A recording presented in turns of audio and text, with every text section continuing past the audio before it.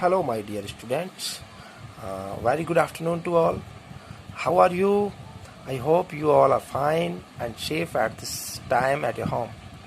Students, we are going to start the 10th class mathematics first chapter today in our lecture.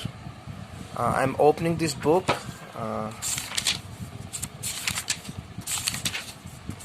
This is your 10th class books. Students, here are some contents given. There are 15 chapters in our book. The first chapter is real number, the second chapter is polynomial, and the third chapter is pair of linear equation in two variables, and the next is quadratic equations, and the next is arithmetic progressions, triangles, coordinate geometry, introduction of geometry, some application of trigonometry, circles, constructions, areas related to circles, surface areas and volume is the 13th chapter, statics, and the last is probability. Yes, there are 15 chapters in our book. Today I am going to start your first chapters. The name is real numbers. I think you have to know what is real numbers. Students, real number क्या होते हैं? I hope you will study the number tree. जो हमने number tree का video पहले lectures में आप लोगों को प्रोवाइड कराया था, आई थिंक वो सभी ने आपने देख लिया होगा और आप ये समझ चुके होंगे कि रियल नंबर्स क्या होते हैं. जिन्होंने भी वीडियो नहीं देखा है वो वीडियो देख लें, जिससे कि आपकी समझ में अच्छे तरीके से आ जाए व्हाट आर द नंबर्स. तो स्टूडेंट्स, एक बार फिर से हम डिस्कस करते हैं रियल नंबर्स के बारे में कि रियल नंबर्स क्या होते हैं. देखिए, all the numbers which are exactly exist, जो नंबर्स एग्जिस्ट होते हैं, या फिर ऐसे कह सकते हैं कि जिन नंबर्स को नंबर लाइन पर रिप्रेजेंट किया जा सकता है, जैसे कि 4, 5, 2, √2, या फिर कोई भी डेसिमल नंबर या फ्रैक्शनल नंबर हम ले सकते हैं. वो सभी आपके रियल नंबर्स होते हैं जिनको नंबर लाइन पर रिप्रेजेंट किया जा सकता है.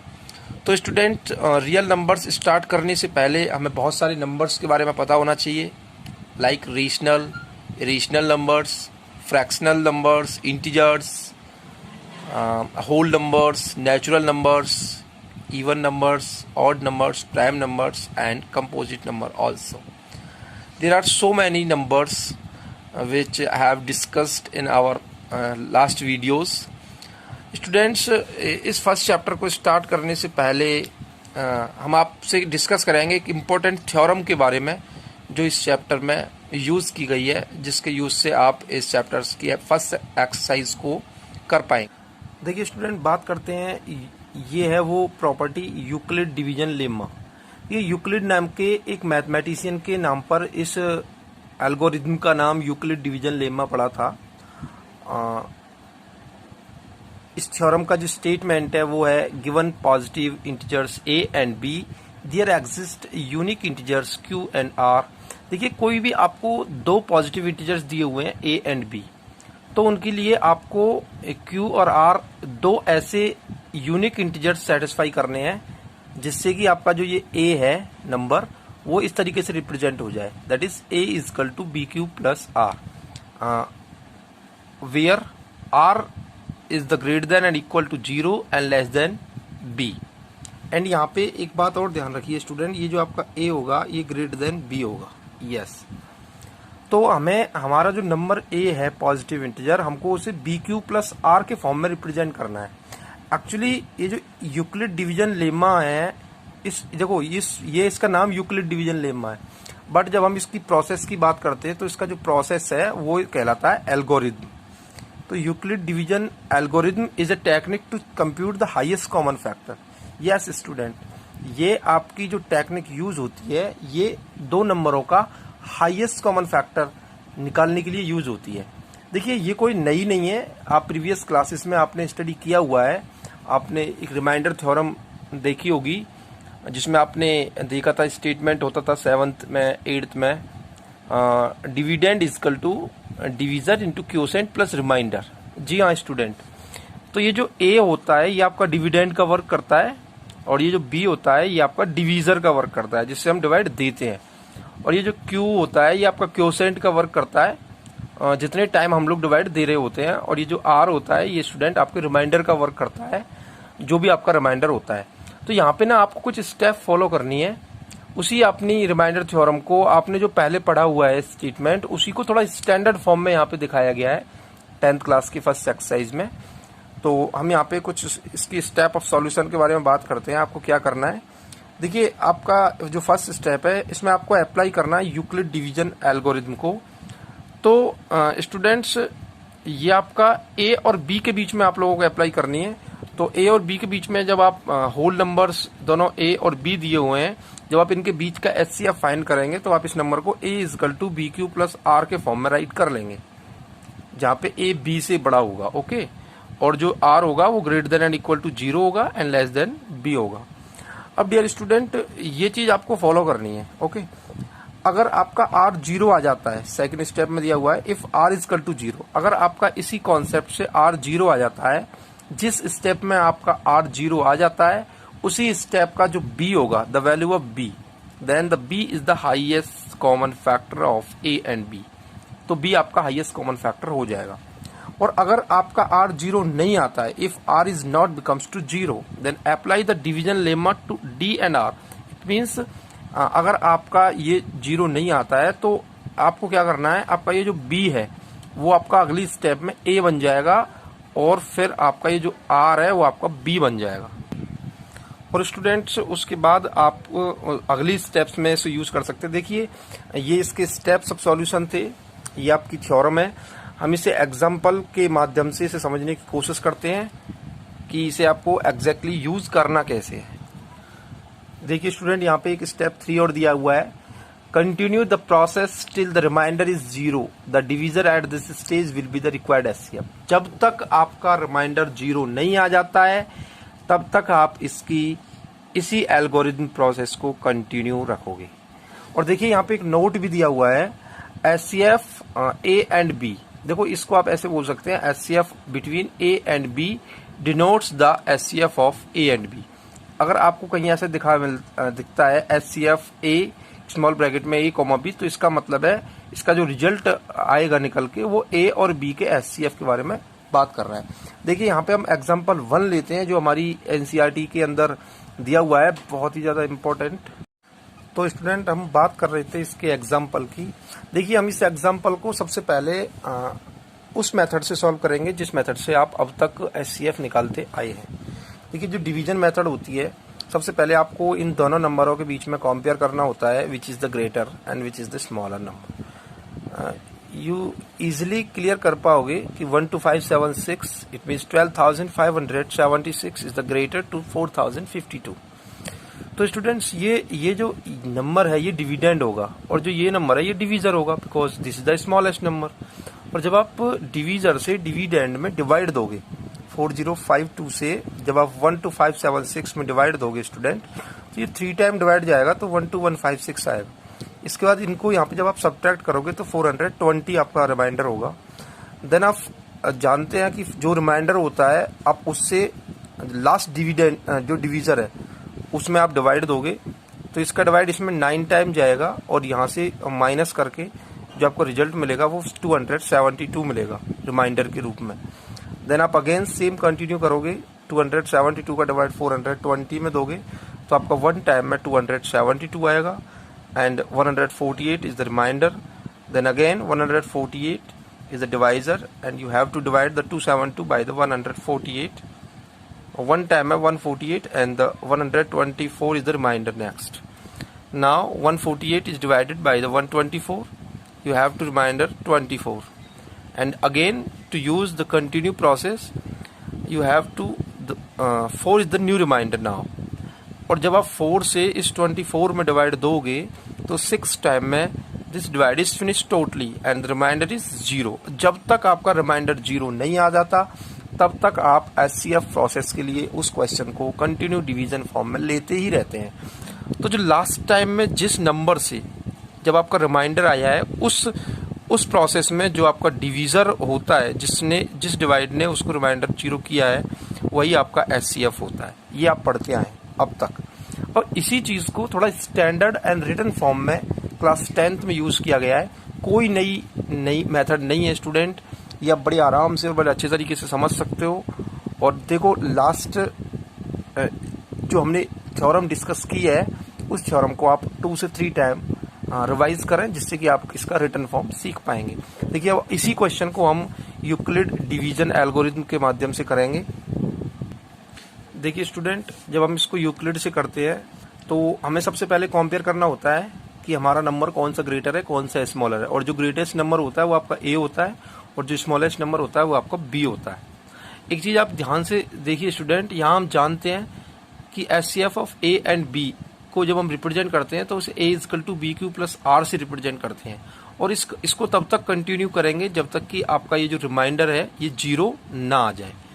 तो स्टूडेंट अब हमें यहाँ पे ए और बी मिल चुके हैं, तो हमने A equal to B into Q plus R के फॉर्म में रिप्रेजेंट किया। जो हमने फर्स्ट टाइम में जो हमने डिवाइड दिया था, ये यहाँ से जब हमने इसमें डिवाइड दिया था तो 3 हमारा न्यू क्वोशेंट आया था। तो हम इसको, हमारा जो फर्स्ट क्वोशेंट होगा वो 3 होगा, और जो हमारा रिमाइंडर आया था स्टूडेंट 420 था, तो हम उसको एज इट इज रिमाइंडर 420 लिख देंगे। तो ये हमारा होगा एचसीएफ ऑफ 12576, 4052 को हम ऐसे रिप्रेजेंट कर सकते हैं।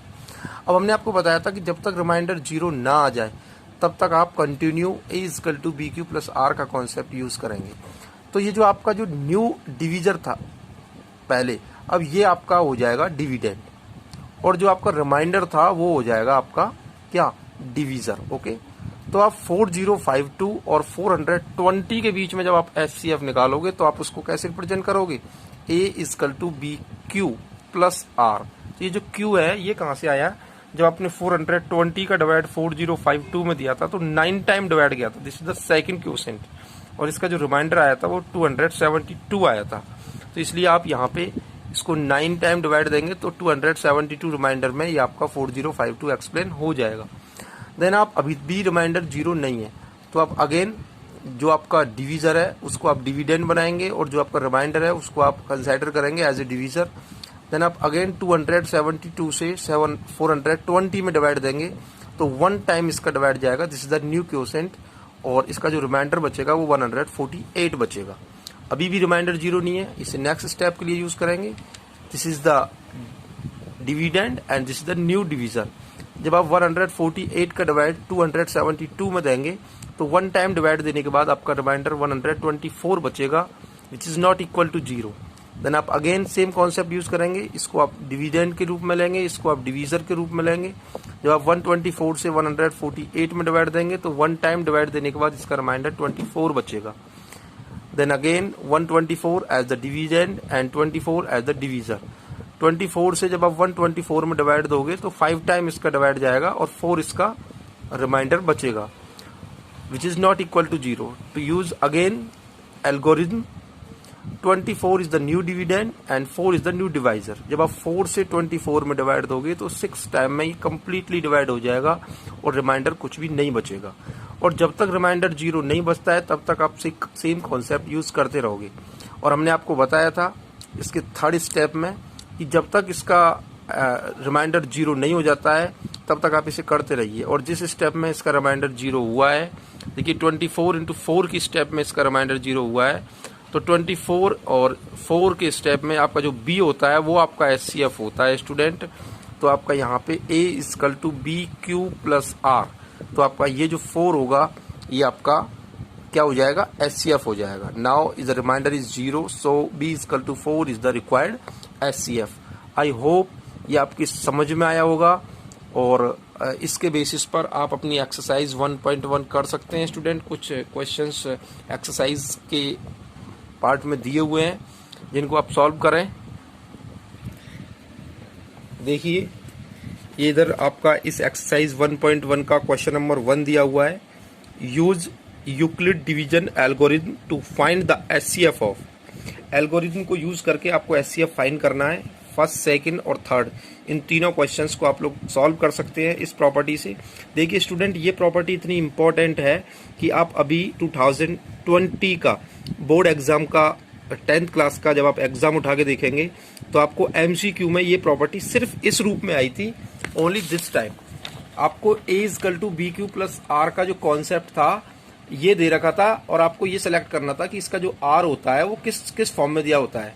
तो इसका जो R होता है आपको पता होना चाहिए, which is greater than and equal to 0 and less than B। R 0 हो सकता है या फिर 0 से बड़ा, बट वो कभी भी B जो इसका जो डिवीजर होता है उससे बड़ा नहीं हो सकता।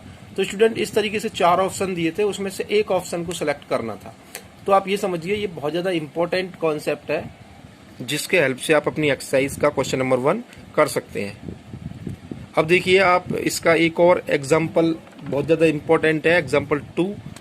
देखिए ये एग्जाम्पल आपका ये कई बार बोर्ड एग्जाम में आ चुका है। So that every positive even integer is of the form 2q and that every positive odd integer is of the form 2q plus 1 where q is some integer. देखिए यहाँ पे दिया गया है, आपको ये बताना है कि आप किसी भी इंटीजर के बारे में बात करें, अगर आप इवन इंटीजर चाहते हैं तो वो ऑलवेज 2q के फॉर्मेट में होगा, फिर चाहे आप q की वैल्यू कुछ भी क्यों ना ले लें। और अगर आप उस नंबर को ऑड इंटीजर बोल रहे हैं तो वो ऑलवेज 2q प्लस 1 के फॉर्मेट में होगा, फिर चाहे आप q की वैल्यू कुछ भी क्यों ना ले लें। तो देखिए हम इसे प्रूफ करने की कोशिश करते हैं, इसे सॉल्व करते हैं। तो स्टूडेंट ये है आपका एग्जाम्पल। देखिए इसके सॉल्यूशन की बात करते हैं। We know every integer in the form, हम जानते हैं कि हमारा जो एवरी इंटीजर होता है वो a equal to BQ plus R की फॉर्म में होता है ऑलवेज, जिसका a is greater than B and R is greater than and equal to 0 and less than B होता है। तो स्टूडेंट यहाँ पे ऑलरेडी दिया हुआ है आपका जो ये फॉर्मेट है वो 2q एंड 2q प्लस 1 के फॉर्म में होगा। देखिए यहाँ पे प्लस कुछ भी नहीं है तो आप प्लस 0 कंसीडर कर सकते हैं, जो कि रिमाइंडर 0 को रिप्रेजेंट कर रहा है, और ये जो 2q प्लस 1 है ये रिप्रेजेंट कर रहा है रिमाइंडर 1 को। तो देखिए यहाँ पे जो B है, B वो तो गिवन है ना, a equal to BQ plus R, BQ plus R, okay. तो आपको यहाँ पे B ऑलरेडी गिवन है, तो जब आप इसमें B की वैल्यू 2 पुट करोगे a equal to BQ plus R में, तो ये आपका आ जाएगा a equal to 2q plus R, okay. और देखो स्टूडेंट आप जानते हो R is always greater than and equal to 0, वो 0 हो सकता है या 0 से बड़ा होगा, बट वो ऑलवेज B से लेस देन B होगा, ओके। जब आप R की बात करेंगे लेस देन B के लिए, तो B की वैल्यू 2 है, तो इसका मतलब है R जो होगा वो लेस देन 2 होगा। अब आप 0 और 0 से ग्रेटेस्ट वो वैल्यू लीजिए जो 2 से स्मॉलेस्ट है। तो कौन कौन सी वैल्यू ऐसी होंगी जो 0 से ग्रेटेस्ट होंगी और लेस देन 2 होंगी? 0 एंड 1 ओनली। R की वैल्यू 0 और 1 के लिए ही तो होगा। तो आप इस जो आपको मिला हुआ equation a equal to 2q plus R, जब आप इस इक्वेशन में R की वैल्यू 0 और 1 पुट करोगे तो आपको स्टूडेंट मिलेगा, एक तो मिलेगा 2q और एक मिलेगा 2q प्लस 1, क्योंकि इससे ग्रेटेस्ट आप रख नहीं सकते बिकॉज आपका B 2 है। तो स्टूडेंट ये प्रूफ हो गया। If a is any integer, मान लो a आपका कोई भी इंटीजर है, अगर वो 2q की फॉर्म में दिया हुआ है, अगर ये 2q की फॉर्म में है तो ये ऑलवेज इवन इंटीजर ही होगा, क्योंकि आप चाहे इसमें q की वैल्यू फिर कुछ क्यों ना रख लें। देखो आप 1 रखोगे तो 2 1 जा 2 हो जाएगा, 2 रखोगे तो 2 2 जा 4 हो जाएगा, और 5 रखोगे 5 2 जा 10 हो जाएगा, विच इज ऑलवेज इवन। तो ये हमेशा आपको इवन देगा। और जब आप 2q प्लस 1 के बारे में बात करोगे किसी भी इंटीजर के लिए, तो आप इसमें चाहे q की वैल्यू कुछ भी रख लें, ये आपको ऑलवेज क्या देगा? ऑड इंटीजर देगा। If a is any integer in the form 2q plus 1 there will be always odd integer, वो हमेशा ऑड इंटीजर होगा, और फिर चाहे whatever value of q की क्यों ना लें। तो स्टूडेंट ये आपका एग्जाम्पल 2 था, जिसके बेसिस पर आप एक्सरसाइज के कुछ क्वेश्चन नंबर 2 आप सॉल्व कर सकते हैं। मैं दिखा देता हूं आपको। देखिए स्टूडेंट क्वेश्चन नंबर 2 दिया हुआ है। So that any positive odd number integer in is of the form 6q plus 1, 6q plus 3, 6q plus 5 where q is some integer। देखिए यहाँ पे a equal to b, a आप कुछ भी consider कर सकते हैं, बट b ऑलवेज आपको 6 लेना है ना, और r की जो वैल्यू होगी वो 6 से लेस देन होगी, तो इसका मतलब r की वैल्यू 0 1 2 3 4 एंड 5 तक आप ले सकते हैं। फिर उन सब में आपको ये कंसीडर करना है कि जितने भी ये वाले जो नंबर होंगे, जो 6q plus 1, 6q plus 3, 6q plus 5 वाले नंबर होंगे, ये ऑलवेज क्या होंगे? ये ऑलवेज ऑड नंबर होंगे, फिर चाहे आप q की वैल्यू कुछ भी क्यों ना ले लें। आई होप ये आपकी समझ में आया होगा। और देखिए क्वेश्चन नंबर 3 में ये एक क्वेश्चन दे रखा है, an army contingent of 616 members is to march behind an army band of 32 members in a parade. इसमें एक आर्मी का एक कोई भी कॉन्टिनेंट है जिसमें 616 मेंबर्स दिए हुए हैं, जिसमें 32 मेंबर्स एक परेड में पार्टिसिपेट करने वाले हैं। The two groups are to march in the same number of columns. आपके दो ग्रुप्स हैं जिनमें सेम नंबर ऑफ कॉलम्स के मेंबर्स को लिया गया है। What is the maximum number of column in which they can march. तो आपको ये बताना है कि उनमें से मैक्सिमम नंबर ऑफ कॉलम कितने होंगे। तो आप इसमें यूक्लिड एल्गोरिथम का यूज करके आप एचसीएफ फाइंड करके ये बता सकते हो कि 616 और 32 का जो एचसीएफ होगा वही आपका मैक्सिमम नंबर ऑफ कॉलम होगा। देखिए question number 4 and question number 5 आप खुद से सॉल्व करिए। अगर इसमें आपको कुछ प्रॉब्लम होती है तो आप डिस्कस कर सकते हैं। उसके बाद अगर आपको कोई भी दिक्कत होती है स्टूडेंट, तो आप शेयर करें अपनी प्रॉब्लम। आई होप ये आपकी सबकी समझ में आया होगा। इसी के साथ मैं आपसे सभी से विदाई लेना चाहता हूँ। Goodbye student.